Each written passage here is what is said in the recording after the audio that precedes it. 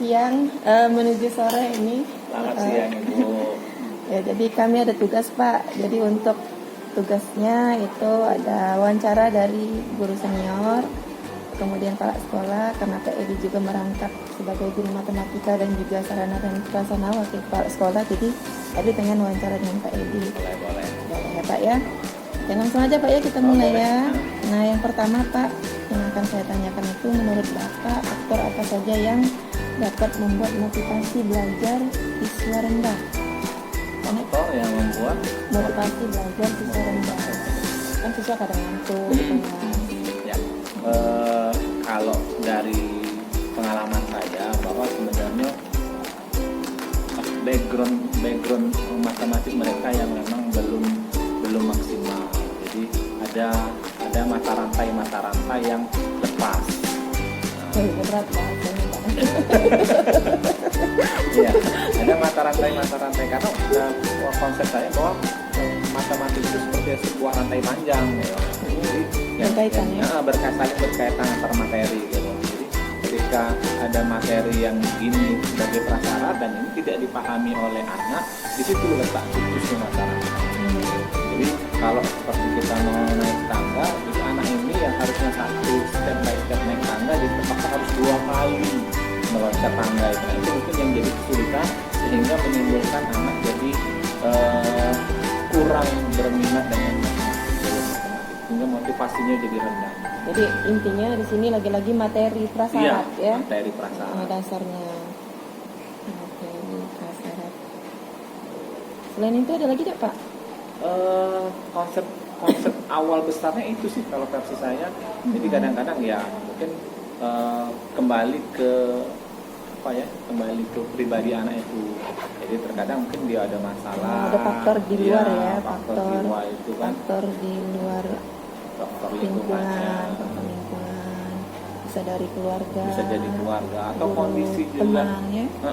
Kondisi penempatan ketika mereka belajar, misalnya kan beda antara ketika mereka dapat pembelajaran itu di pagi hari atau ketika mereka belajarnya di siang hari. Mungkin dari situ juga banyak faktor jadi.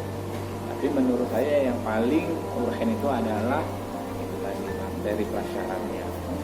Nah cara atau kiat-kiat nih Pak Edi punya kiat-kiat nggak untuk meningkatkan motivasi siswa? Jadi kita harus perlu menanamkan pada anak bahwa matematika itu tidak sulit, yang pertama. Yang kemudian bahwa anak-anak itu berproses belajar. Jadi ketika belajar, maka sebuah kesalahan itu dianggap sebuah hal-hal yang tidak menakutkan. Jadi jangan, karena terdoktrin di anak-anak ini ketika salah mereka sudah takut salah. Jadi di awalnya sih kita harus buka cara mereka berpikir. Jadi matematik ini belajar matematik. Jadi ketika salah itu adalah hal yang biasa. Jadi kita kadang-kadang di kelas aku wajibkan mereka salah. Jadi hukum salah itu wajib. Jadi ketika itu memotivasi mereka untuk kalau salah itu tidak apa-apa, belajar dengan baik. Yang penting kita berusaha dan ada niat kita berusaha itu sudah ada bernilai. Terakhir Pak, ya, indikatornya guru belum optimal dalam pemanfaatan teknologi informatika dalam pembelajaran khususnya matematika Pak ya. Nah yang akan saya tanyakan menurut Bapak bagaimana ketersediaan sarana prasarana jaringan internet di sekolah untuk mendukung pemanfaatan kita, apakah sudah maksimal atau belum? Kalau dibilang maksimal saya bilang belum. Tapi sekolah telah berusaha dengan memasang 7 titik akses hotspot WiFi. Jadi itu tergratiskan dan bisa diakses oleh guru maupun siswa. Di ruangan kantor kita ada 3 hotspot siswaan, ruang guru 2 yang bisa kita akses untuk guru. Jadi kalau seandainya dari jaringan kita sudah bagus, mungkin tinggal kalaupun media teman-teman guru kan sudah punya handphone yang gadget yang sudah Android. Jadi tinggal bagaimana kita mengarahkan kawan-kawan atau memberitahukan kawan-kawan link-link apa yang memang harus bisa mereka akses sebagai proses pembelajaran mereka. Kalau kita matematik di MGMP itu kawan-kawan sudah banyak memberikan link-link, kemudian video-video yang mempermudah kawan-kawan guru untuk mengajarkan atau mentransfer sebuah materi. Jadi kalau dari sekolah sudah berusaha untuk semaksimal mungkin. Buku-buku di perpustakaan itu sudah banyak yang disesuaikan dengan kurikulum sekarang. Jadi di perpustakaan itu sudah siap dengan kurikulum 2013 direvisi, sampai juga buku-buku kurikulum Merdeka, baik buku yang cetak ataupun e-book itu kita sudah ada. Diakses dengan Nopi, Bisol, ya e-book kita beli. Berarti dengan ini ya petugas perpus ya. Nah kemudian kalau untuk alat misalnya kayak infocus atau yang bisa mendukung kita menggunakan media di kelas itu. Iya. Itu di mana Pak? Apakah sudah maksimal? Sudah tercukupi atau? Kalau dibilang tercukupi belum. Tapi ketika guru akan menggunakan proyektor, maka sekolah sedapat mungkin itu memfasilitasi. Jadi belum pernah sih selama saya di sini sebagai sarana prasarana ada guru yang mau pakai proyektor dan proyektor tidak ada, atau juga proyektornya disimpan. Jadi kalau emang seandainya guru memang perlu akan selalu disediakan. Ya dengan proses peminjaman ya. Pagi-pagi mereka konfirmasi bahwa mereka ingin menggunakan proyektor, dan nanti disiapkan semua. Berarti ini tidak menjadi masalah Pak ya, kalau ya. Berarti untuk sekolah kita berarti bisa ya.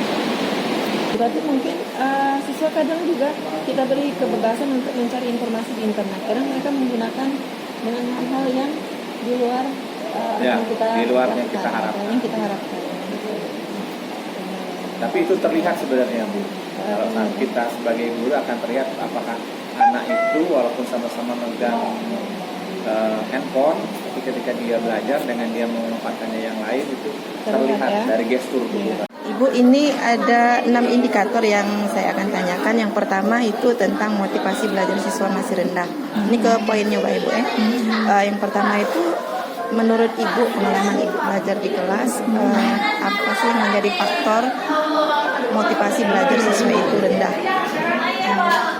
Karena gurunya tidak bisa memulai mengajar dengan mengajar itu ya, dengan memberikan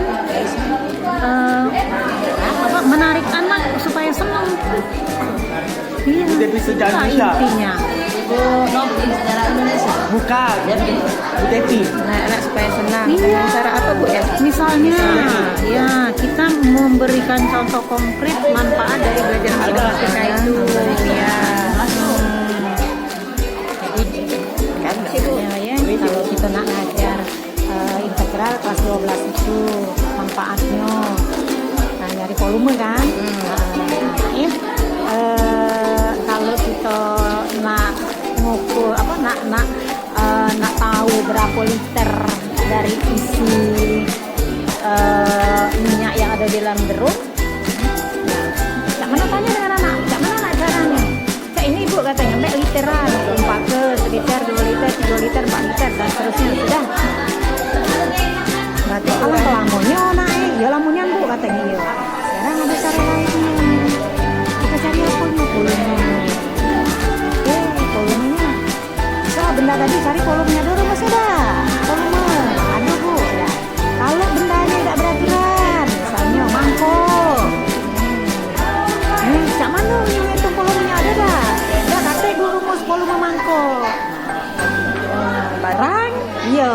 Ada caranya dulu ya. Nah iyalah, makanya ini caranya dengan menggunakan integral. Itulah guna integral. Ya. Berarti Bu lebih ke model pembelajaran PBL Bu ya ini. Iyalah PBL itu sudah lama nak kalau kita kan ya PBL itu. Ya. kiatnya Bu supaya siswa itu tetap semangat dan Ya itulah. itulah. Gurunya juga harus semangat. Mencari, mengelola terus. Cak mano, mangkok, anak itu senang matematika. Awalnya, kalau anak gurunya beda dengan masuknya. Berarti masalahnya ada dari guru. Lah iya guru lah. Guru ya. Supaya anak gurunya dulu nak semangat. Gurunya dulu nak punya ilmu. Kalau gurunya udah dapat ilmu, makanya ya. Oke. Tapi gurunya punya ilmu. Insya Allah. Oke, nomor 2 Bu, kesulitan belajar siswa Bu ya. Misalnya faktor-faktornya Bu. Faktornya karena dasar-dasar matematika itu tidak dikuasai oleh anak. Itulah dasarnya aljabarnya. Prasarat Bu ya. Prasarat itu mereka tidak tahu. Nah, kalau ibu prasarat ini baiknya nak sudah kasih nak. Mak mano ibu nak ngajar ini kalau ini tidak tahu prasarat ini. Berarti kita harus mengajarkan Oh prasarat. iyalah, untuk kompetensi awal itu. Oke. Berarti salah satu cara untuk meningkatkan apa namanya untuk menghilangkan kesulitan belajar itu dengan mengajarkan materi prasarat. Ya, prasarat harus tuntas dulu. Kemudian kalau misalnya kita lihat dari pemilihan model pembelajarannya bisa juga ada untuk menghilangkan kesulitan belajar siswa. Jangan monoton, Yang monoton ya. ya. Coba dengan yang baru-baru ya. Oke.